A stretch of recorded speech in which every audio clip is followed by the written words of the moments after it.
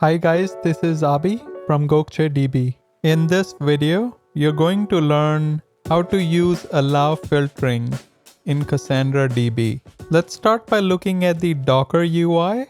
I have 3 Cassandra nodes running right now, Cassandra-1, -2, and -3. Next, let's use the docker exec command to connect to one of the Cassandra nodes.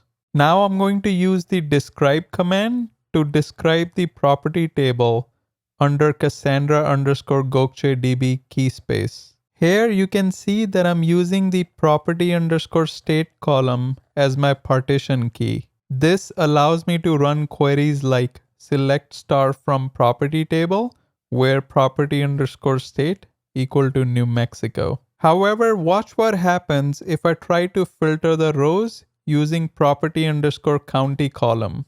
This time I get an error saying cannot execute this query as it might involve data filtering and thus may have unpredictable performance. In other words, Cassandra DB prevents you from accidentally running expensive queries. To override this error, use the allow filtering keyword to filter by a non-partition key column. There you have it. Make sure you like, subscribe, and turn on the notification bell. Until next time.